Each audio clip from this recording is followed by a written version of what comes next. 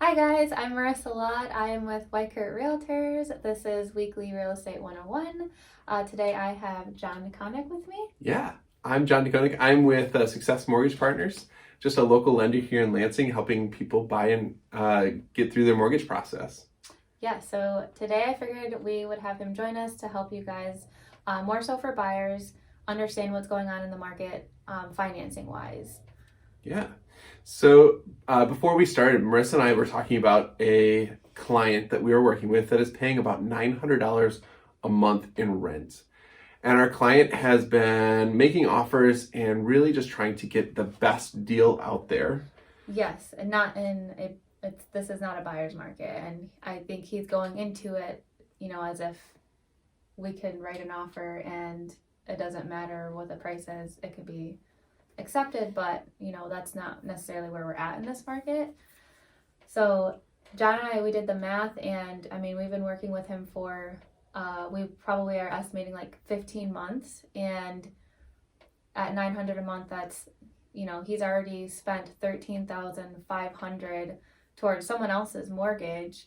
And the first time we wrote an offer, he could have gone a couple extra grand above what we wrote and probably would have gotten it, and he didn't want to make that couple grand difference. Where, I mean, if you think about it, that would have saved you so much money in the long run, because now you've just thrown away 13,500. Yeah. So, And it's really one of those things where our job is to really help our clients at the end of the day. Like, we're going to do whatever they want. But I also want to like coach people on how to make financially sound decisions. And if renting is your thing, by all means, we're going to be doing a segment on when to rent versus when to own. And like, we don't ever want to push people into buying a house. What we're going to do is we're always going to come to you with knowledge of like, hey, this is what it's costing me to make my decision that I'm making, right? And by no means do we ever want somebody to overpay for a house. right. It's just, that was a perfect example where he really wants, a house, and he wants it for the family, and, he does kind of want that, what John calls it, home freedom, and, obviously financial freedom. So it's, kind of doing the opposite when we're trying to get him to, get what he wants and where he wants to be, and then doesn't happen. But Yeah. yeah. So something else that is affecting our clients' another piece that goes into this financial decision of like, do I offer more now, or do I hold off on making an offer, make a not quite as strong offer, and just hope that it gets accepted, is when our clients started looking. Interest rates were crazy good. Last year we had some really great interest rates, right? And so by lowballing or trying to get a really great deal, it sometimes hurts you more. And Marissa and I hear it pretty much all the time. It almost stretches to say every day that I'm going to wait for the market to crash, or I'm going to, I really just want a great deal. And like, those great deals are still out there. Yeah. They're great. They're out there, but you might not be getting as big of a house or as well furnished of a house. Yeah, I mean, you can even say that even if you're paying over asking price, technically just because it's, listed at X amount does not mean that it's not worth more. It could mean that that's what they're asking for. And typically, me as a listing agent, I always list the houses for my clients. We, obviously we come to a mutual understanding, but we will list it a little bit below what it's worth to draw in more traffic, draw in more offers, so to speak. And just because you're offering a little bit more than list price does not always mean that you are overpaying for a house. So, you could list, or you could offer more than list price and still be getting a good deal, especially in the example of, if you're renting currently and you just want to, if you're one of those buyers who are saying, I don't want to offer over list price, well, you probably won't be getting a house. And then, hopefully you can, that's our goal. But in this crazy market, the chances of that are somewhat low, and then you're just going to be spending, more money monthly on someone else's mortgage, where if you had, like we just kind of said, offered a couple grand more than what you wanted to do probably would have gotten you that house. And You just be obviously investing in your own mortgage. yeah, and obviously every situation's different, but typically in this market, when I have buyers who don't go over asking in a multiple offer situation, we don't get it. So now, Marissa, do you see a difference in price point of when it's acceptable to offer asking versus over? Is it like, do you see a difference in price point in the market? So I would say on both extremes. I would say on both extremes, like our really low priced houses that are completely, need to be renovated, gutted, an investment property. Sometimes, depending on how good of a deal that is, if it's a really good deal, then, a lot of people are going to be on it. Investors will be on it. But if it's something where it's like, okay, we could probably make some money off this, those smaller deals, 30 grand, you probably don't have to go over that. Those 30 grand probably get it, if it's on the market for that. Anything, in the medium range from like 60 to, even like those 350s, all in between there, probably, more offers depending on if it's priced right and if it's a, decent house or not. Well, those will have multiple offers. Houses that are on the higher end where not a lot of people, the market for that is lower because not as many people have that kind of money. So like 450 and above, those will probably not have multiple offers. In certain areas, yeah. Right, yeah. Obviously, for sure. 450 and, like Royal Oak is pretty common, but Lansing is not. So not a lot of buyers in Lansing in that price point. So at that point, then you could probably offer 550. It just depends on, there's more that goes into an offer than just the price. So, but yeah. So Marissa, when you are working with your clients, and I should say our clients, when you're going out to show them a house, do you run comparables for them to show them how to best put them in a position to get the house? Yes, I will, especially, if it's one that we're not sure if it's worth that amount. If it's a house that already has multiple offers on it, we can talk about doing comparables and say, okay, I would recommend you not to go over this amount. If you're, considering on offering above list price, I always tell my buyers, okay, this is the price point where I would say, don't do it. It's not worth your money. Okay. I'll give them like that cap. But, if there are not multiple offers on the property, then I do run comps just to say, okay, it's listed at X amount, that's what it's worth, or it's listed at X amount and they're crazy, it's way too high. So we typically do that. And then what do you do specifically for your clients to help them get their offers accepted? Do you have conversations with the listing agents ever? Yes. Well, try to. That doesn't always go, how I'd hope. There's that, for some reason, unspoken law that's really not even a law or rule in real estate, where you're not supposed to tell your other agents what the current offers are at. So if there's an offer on a house and my buyer likes it, I always ask the listing agent, hey, what do we need to do to get it? Like, what is the price point we need to get? What's the current financing? 9 times out of 10 they will not say. And again, I think they just think you're not supposed to, unless their client doesn't want that to happen, there's no rule to where you're not allowed to do that. So I always try. It's hard to get any of that information from the listing agent.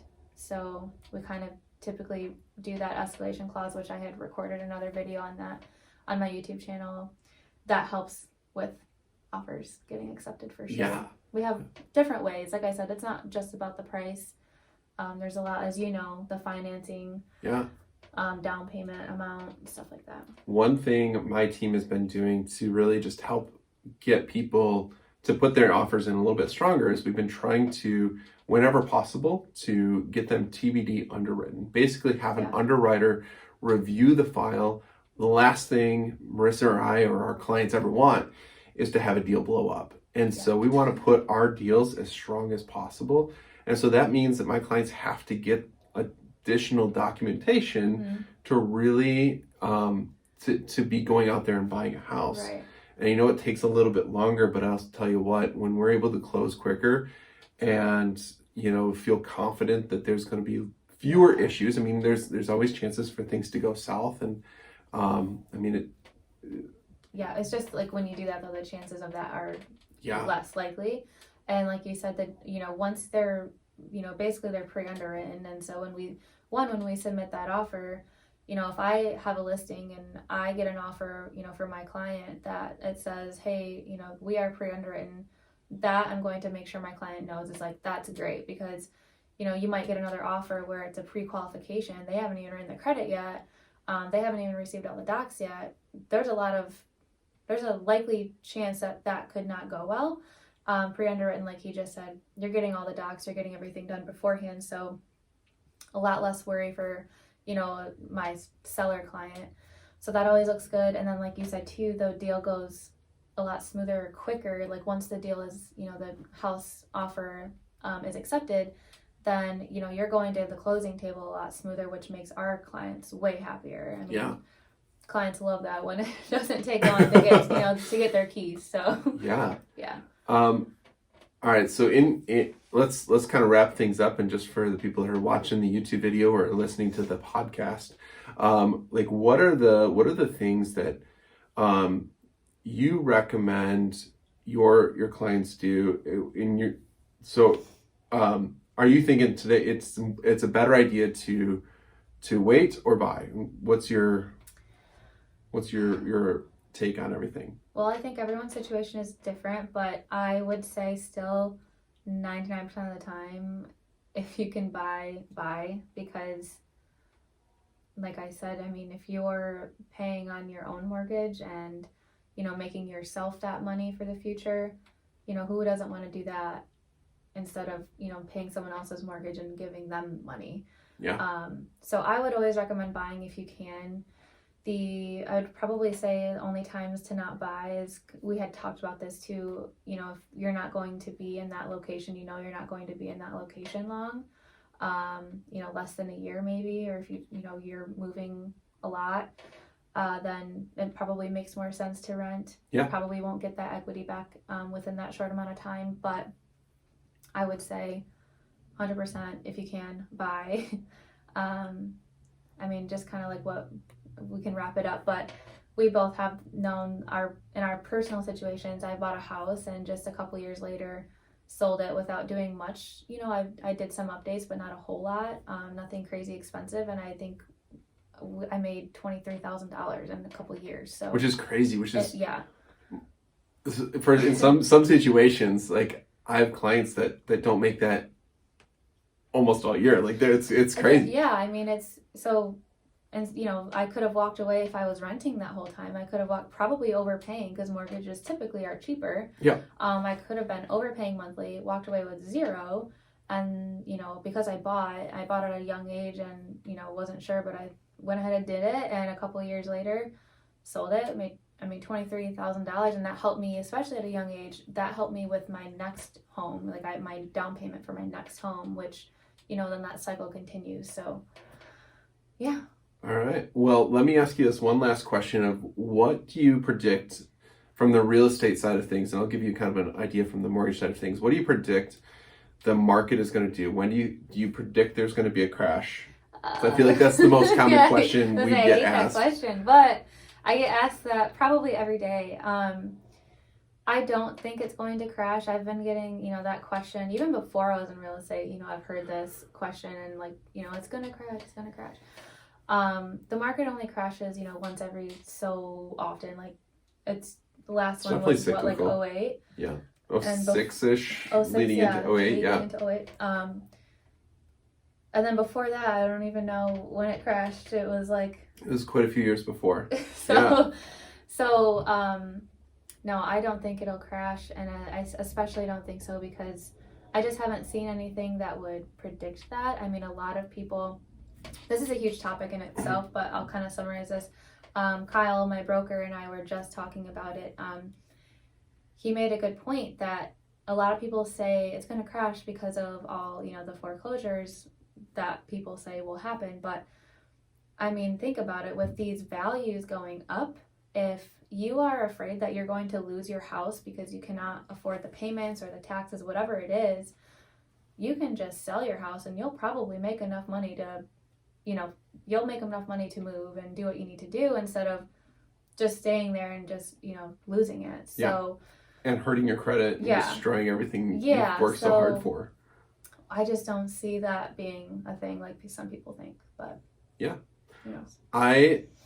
I'm going to be in the agreement with you. I think it'll be a while before we see a crash. I think the crash will be forming in the small business sector, and we'll see some of that, the repercussions of that crash in the real estate side of things. I'm regurgitating just basically some of the stuff I've heard from mine's much better than myself. But I don't see the way lending is. You can't just go out and get a mortgage and not have a job, right? Or work history or signs that you have talent to go out and make money.